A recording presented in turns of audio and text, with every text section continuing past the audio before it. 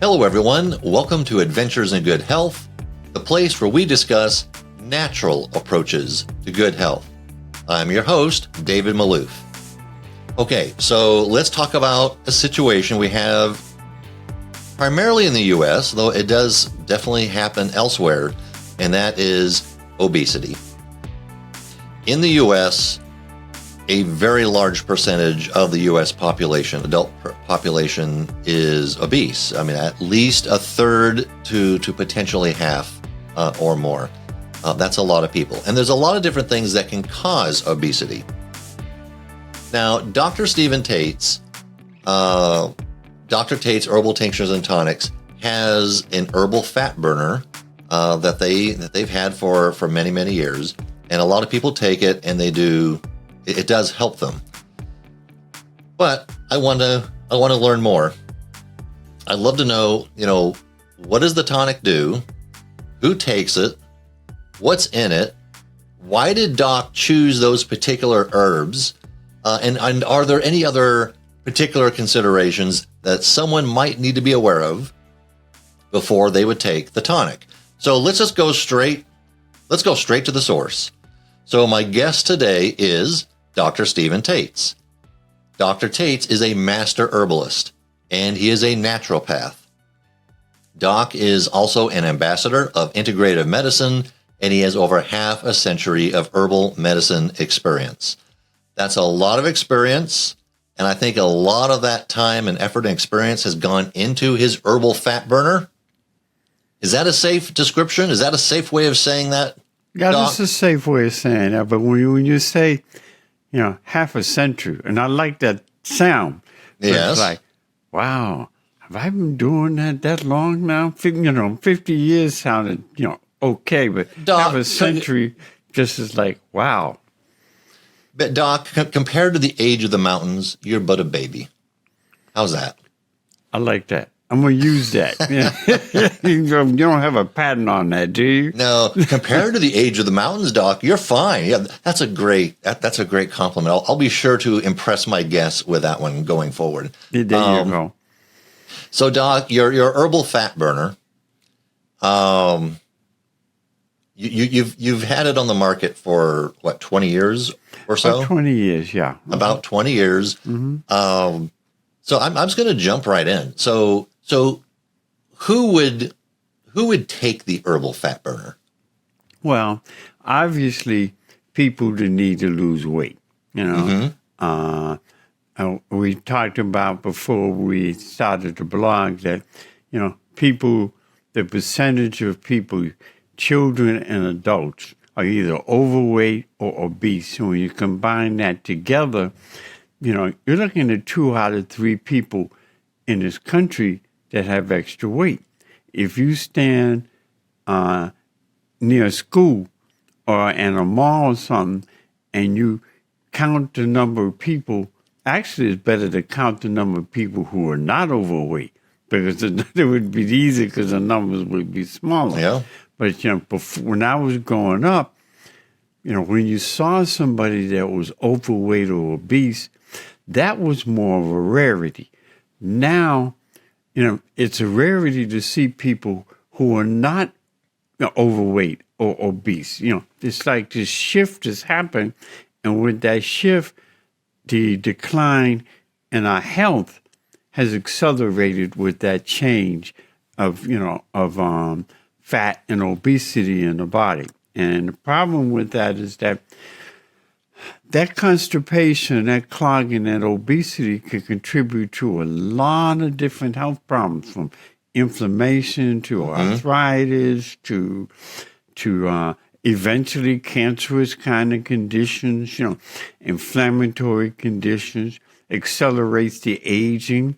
I mean, almost every condition that you look at, high blood pressure or diabetes or high cholesterol and stuff, many of those things are contributed by the fact that we're storing too much fat and poisons in the body.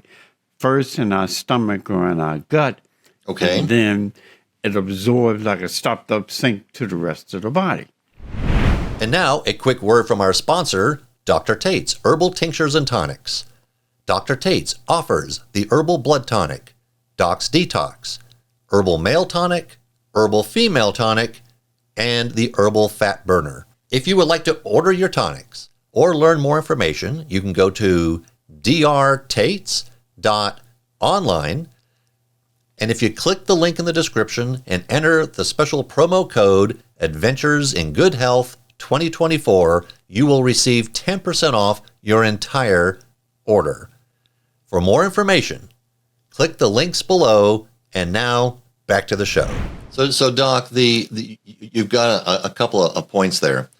You said that this really wasn't at one time that big of a problem, and I'm a bit of a historian. I love looking at old films and old photos, especially what they call candids and street photography.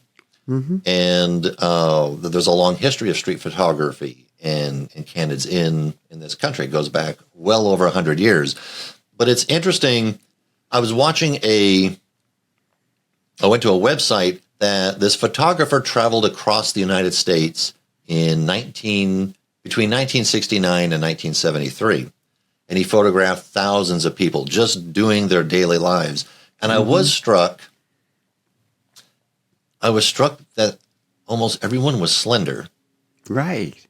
I mean, he had groups of people, sometimes 20, 30, 40 people at a barbecue in Texas, or, at a fish fry in Massachusetts or whatever. They were doing their thing. Yeah. There was hardly any obesity in those photos. And of course, it's practically unheard of to see that in photos going back to the early part of the century.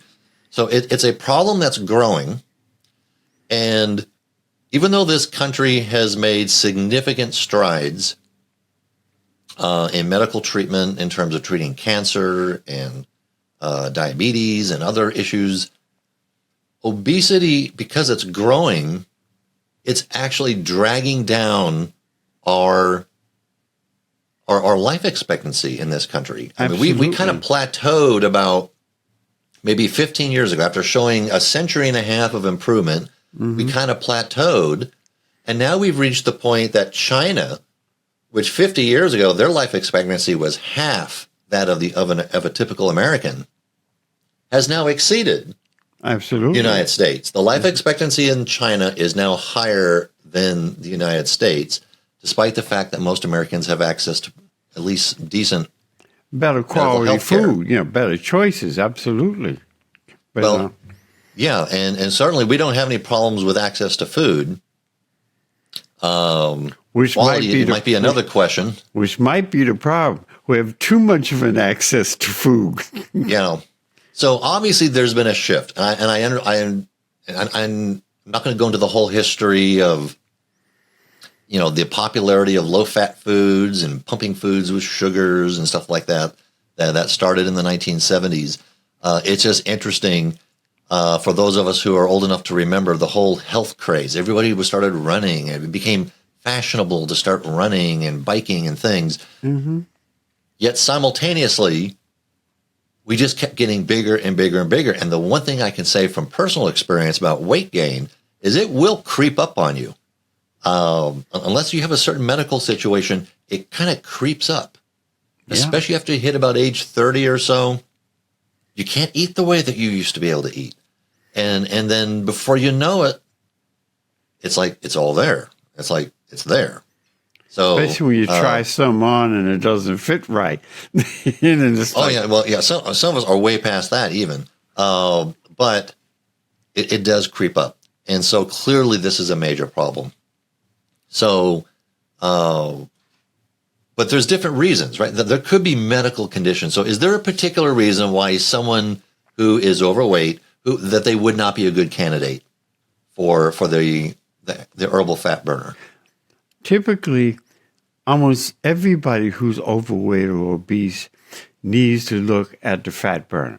Okay, because one of the problems with gaining weight is, yes, the kind of food we're eating is more, sweets and white flour and things that will cause people to gain weight faster. The more fast food chains, it's just so many options. You can go down one major street and see 15, 20 different quick places to eat, but it's all for fat.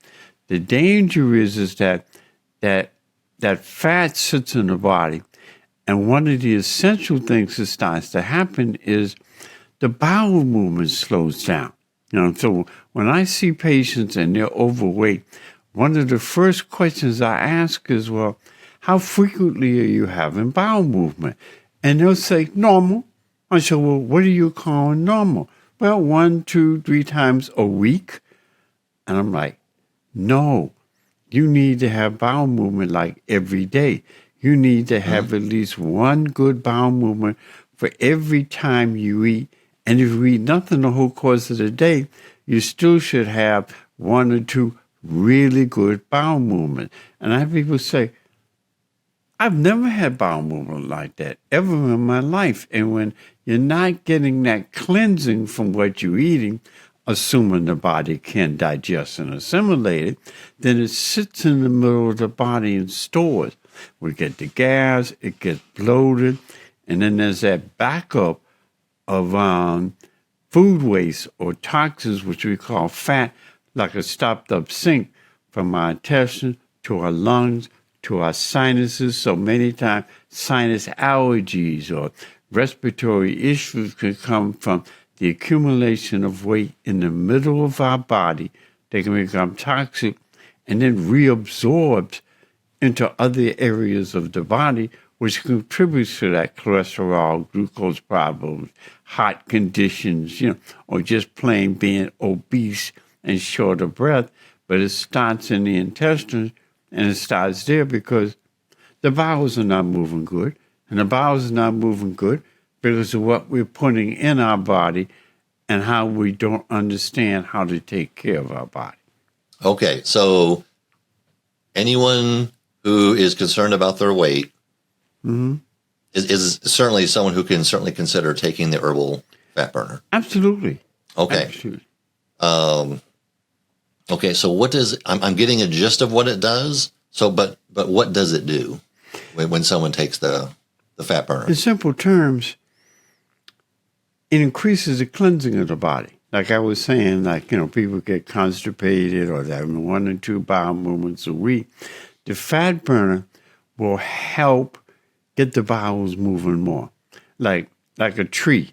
The middle of our body is like the root of our body.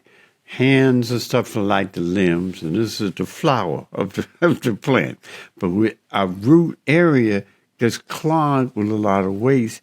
Our fat burner, with the ingredients in there, helps increase that bowel movement, which will help the body start to drain and help it start to remove that stored up fat or food waste that sits in the body and keeps building and building and building. So our fat burner is about making things move, cutting down on the weight because we're getting better cleansing. So people can go from, every other day or 2, 3 times a week to every day so that fat and gas can come out of the system. Now, there's other things that need to be done, like drinking water and exercise and all that kinds of stuff. But none of that's going to make a difference if the bowels are not moving, which is why the fat burner becomes very important in the process of lifestyle changes. You made a point that, a number of years ago, seeing somebody that was overweight was abnormal because most people were small. But the kind of food we ate was different than what kind of foods we have an opportunity for now. Yeah, I think, people cooked with a lot more butter, far less processed foods, the food that maybe required more cooking. And I know that, in the 1960s, there was this really big deal made about, heart disease, because heart disease was a huge killer of Americans, especially in the 20th century. It still is today. But I think there was like this equation that people made, or connection. Well, if you're eating fat, like butter, or fatty foods, well, that's what's clogging up your arteries, and therefore that's what's giving your heart disease. So a lot of it became popular to have like fat-free foods, but then fat-free, because fat tastes good, to be honest. And so if you take the fat out of foods, it tastes awful. And people so a lot won't of the eat it. So there was more processing. They started adding sugar, including very powerful sugars. I like to call them weaponized sugar, so that the food would taste better. So it was fat-free. It was loaded up with sugar. And then, of course, what does sugar do? I mean, of course, that's a whole other conversation about how the sugar just, it just gets added to your body as fat, or certainly can be. Yeah, well, it can. So go ahead, Doc. Well, and that's, and what you've described, I don't want to call it a marketing scam, but in many cases it is, and you highlighted that because, okay, fat-free, but it's full of sugar, stevia, agave, white sugar, brown sugar. And then what happens is that ends up contributing to the weight gain. So you take something fat-free, but it's high in sugar. So you get that sugar and that flour. So it's a contradiction in terms. You need to be fat-free or less fat, but also less sugar. So marketing says, okay, we're giving you your fat-free because you're conscious of the fact that you don't want to eat foods that are high in fat.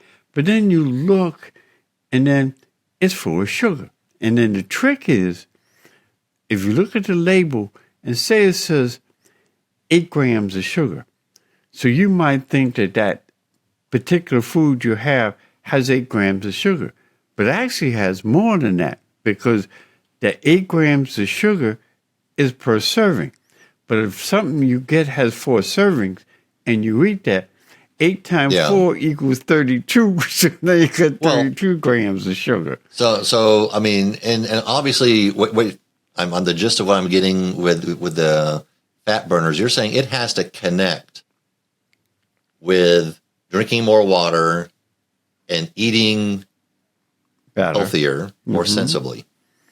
It doesn't just work by itself. I mean, it'll make you go to the bathroom more. Nothing wrong with that. But if you're not improving your eating style and paying closer attention, it's not necessarily going to have a huge impact. In other words, it's not some magic potion that melts the fat away. You are not saying that, are you? No. And then people, if before they start taking my fat burner, they questioned it because they were saying, well, I see other things as advertised saying that if I take brand XXX, I can eat any way I want to. And no, it doesn't work that way, because if you eat anything that you want and you're taking something that's causing you to lose weight, then you have to question, well, what's in that that's causing you to lose weight, even though you're eating all the wrong food? So we always emphasize with our fat burner, with the herbs like chickweed and senna and stuff like that in it, that you also have to make some lifestyle changes to get that complete improvement and the improvement of your health, like lowering the blood pressure and cholesterol and all those types of things, so the body can respond better and we have more longevity. Okay. Pay close attention to what you're eating. And, you want to get your organs moving. Okay, so what is in the fat burner? Now, I was somebody asked. Let me guess. Wait. No sugar. There we go. I am clairvoyant. There is no sugar in your fat burner. Is that true? Yeah, no sugar, no sweetness. See, I'm so good. See, you're on it. I'm good. Yeah, I'm good. you're on it. Okay. All right, so no sugar. All right, so what do we have in the herbal fat burner? The 2 primary herbs to help in getting that bowels to move and stop the drain is 2 herbs, chickweed and senna. And the reason why we pick chickweed and senna, because chickweed and senna blend well together with the other blood cleansing herbs like our Burdock and Gentian that's in it as well. And it safely starts to move the fat out.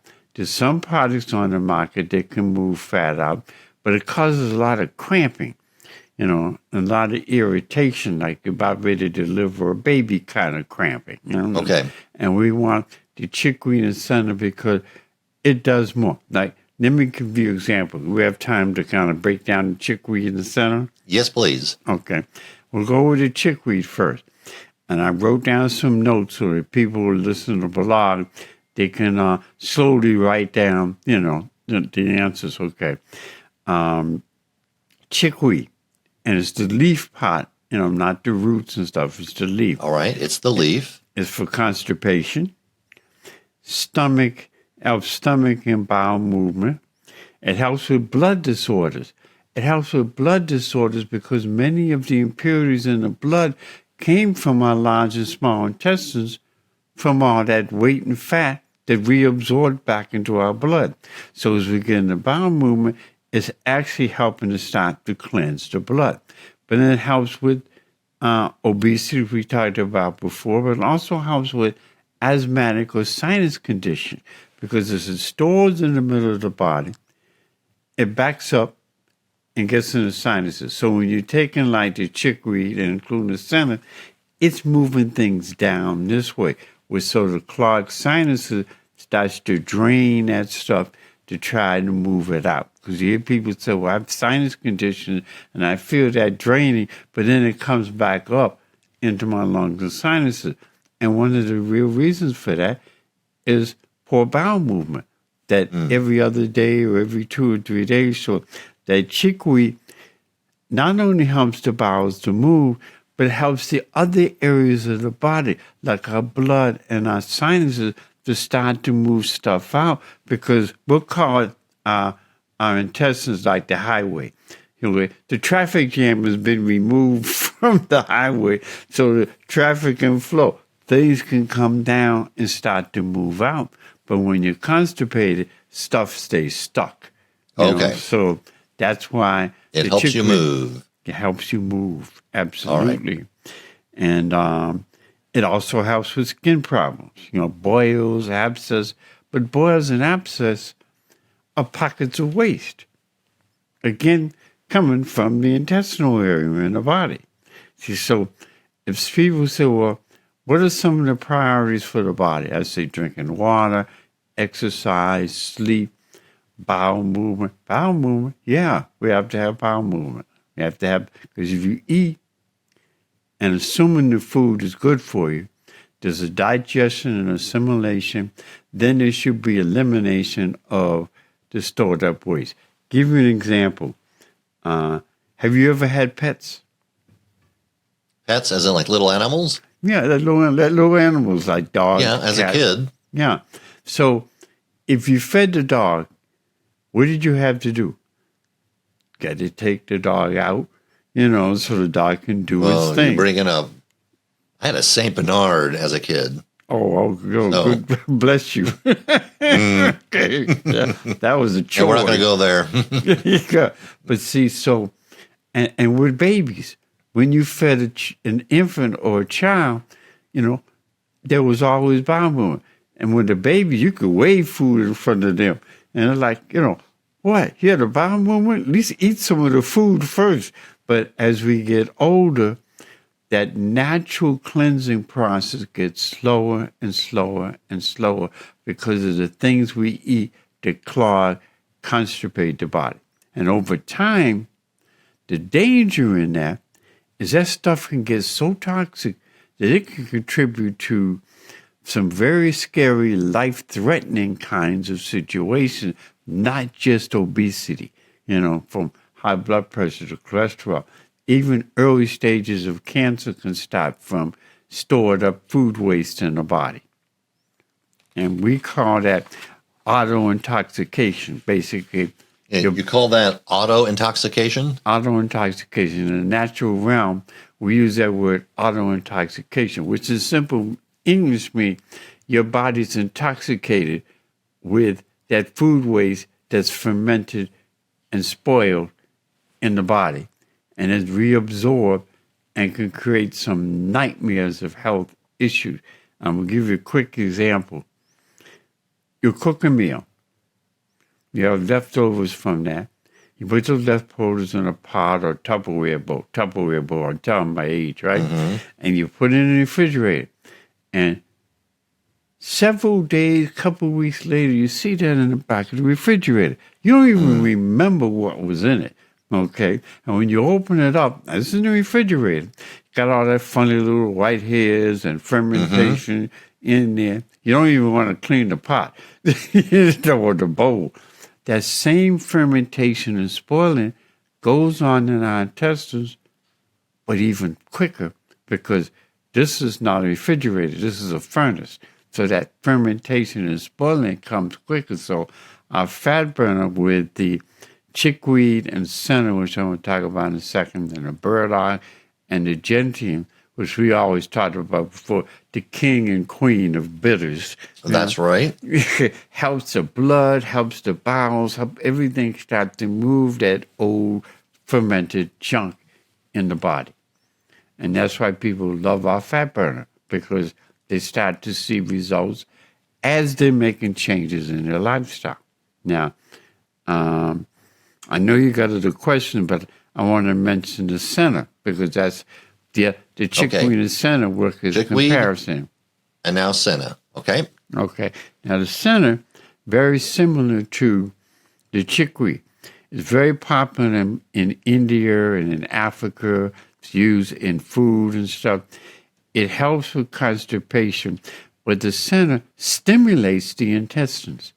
The chickweed helps move stuff, but the Senna helps with constipation, but kind of stimulates it, excites it, so that it can help move stuff out even quicker. So you get the both of them together, you get a good cleansing going. And with the burdock and gentian, and then the more you change your lifestyle, the more the junk starts to move out. Now, a couple of the ingredients that is in it, I mentioned before, is the burdock and the gentian. Why is that important with the chickweed and senna? Because it's like, gives that combination of the senna and chickweed like a booster shot. It's making the blood, making the fluids move more. So you got that on the back end of the chickweed and senna, but the burdock and gentian in itself, which we've talked about in other blog, is tremendous for getting the fluids to move, to shrinking the inflammation. You combine that with the chickweed and senna, you've got a really good combination. And then when you're trying to cleanse the body, you can get to move and move safely. There are certain conditions where you don't take it, but it's really good for helping things to move. And when you make lifestyle changes, it helps that even more. All right. So we've got the chickweed and the senna. Are those classified as bitters? No. Technically, the burdock and gentian is classified as bitters. But the tonic does have a bitter taste to it. Yeah, the burdock and gentian make sure that it has that bitter taste. Yeah, absolutely. All right. Well, so I was just going to ask, and you kind of touched on it for a moment. Who should not take the tonic? Are there any people who, there's certain considerations where they would just stay away from the tonic? Absolutely, and I wrote them down because I knew you were going to ask me that question. I always ask. You always ask. If you're on diuretics, blood thinners, heart problems, high levels of glucose in the system, I mentioned breastfeeding, pregnancy, Now, those are where you don't want to take it, Drug side effects, like I mentioned before, the blood thinners. Those are the conditions we need to, be concerned about, especially a mother who is breastfeeding, because the milk is produced in the mother's blood. And if the body's going through a detox and trying to move toxins out through the blood, some of that could get in the mother's milk. and the mother's feeding that baby some of the toxins that the body's trying to throw out. So when they're breastfeeding, then they need to do more high fiber foods and water and stuff like that we alluded to. Now, sometimes Senna by itself can cause cramping, or chickweed by itself can cause cramping, bloating, upset stomach. But combining the chickweed and Senna together with the king and queen of the bitters, the Burdock and Gentian, those cramping, bloating, upset stomach is very rare because of the way we combine that fat burner, with the bitters, to make that happen. Each is got to be made separate and then combined. Like the bitters are made separately from the chickweed and Senna because one is roots and the other is leaf. Then they combine, and that blending cuts down on the irritation that comes. But when you're on blood thinners or you're pregnant or you're breastfeeding, you don't want to do anything that increases bowel movement from an herbal standpoint. You want to get the increase in bowel movement from the water and the food you're eating if you're breastfeeding or you're pregnant. So this is where that whole half a century of experience comes to play, because I know that you can go to an herbal encyclopedia like the one I have behind me, and it'll tell you things about herbs. And if you try to mix them yourself with no guidance or no real background, I mean, you don't necessarily know what you're doing. So, working with you, that's where that 50 years, half a century of experience comes to play.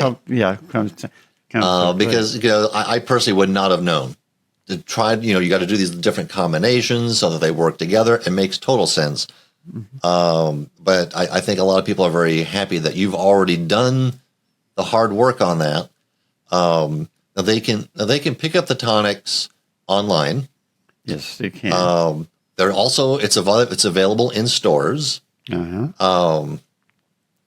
It would be best if somebody has a question about the stores and where they can pick it up in their hometown to go ahead and just call the main phone number. Yes, absolutely. And now, if somebody wants to reach you, let's say they have questions about the herbal fat burner or anything else that's going on, what is the best way that they can reach you? Well, they can call me at my office, which that number is 404-943-1171. And I'll say that again, 404-943-1171. Because sometimes people want to know all the other things they need to do along with taking the fat burner. How much water, what kind of exercise, help me with changing my diet, when they're serious about making that kind of change. All right, Doc. So we went over, we did a little primer on obesity in the U.S. We talked about who would take the fat burner, what it does, how it works, what it doesn't do, how it works best in combination with lifestyle and eating habits. You went through the 4 primary herbal ingredients, what they do and how they work together. Now you mentioned the king and queen of herbs. What's the burdock root? And the Gentian. And the Gentian. Okay. So we have full-length podcast episodes on each of those herbs. So those links will be in the description of the podcast and the YouTube channel. And then you walked us through a little bit about some considerations. That's why some people might not want to take the tonic. I think we covered all our bases. And I do believe we have, I believe we all have. Right. So, and we watch out and we take care of ourselves because we got no fat on our body. Look around, right? Well, Doc, you are a slender man, so yeah, you're doing quite well. So, Doc, all right. Well, thank you very much for taking the time to talk to my audience about your herbal fat burner. My pleasure. And I enjoy being on this blog, so I'm looking forward for the future. All right. Well, that was a great conversation with Doc regarding his herbal fat burner. If you want to learn more, reach out to Doc or go to the website of Dr. Tate's Herbal Tinctures and Tonics and learn more. All right. So thank you very much for watching, for clicking, for liking, for commenting. We love the comments. And if there's a particular herb that you would like Doc to discuss, just put that question or suggestion right in the comments, and we'll make an episode on that. So thank you very much. Now, also, I need your help. Right below, right down there somewhere, is the subscribe button. If you press the subscribe and notifications, two things happens. One, the subscription helps the algorithms for the channel, and the notification button lets you know every time we post something new to this channel, which we're posting minimum two videos every week, tons and tons of content, and you want to be aware of when those get posted. So thank you very much for subscribing and clicking notifications. All right, well, that's it for this week. This is David Maloof signing off, exploring natural approaches to good health. That does it for this episode of Adventures in Good Health. We would like to hear from you regarding this podcast and any suggestions you have for future podcasts. Please subscribe and leave a rating or a review.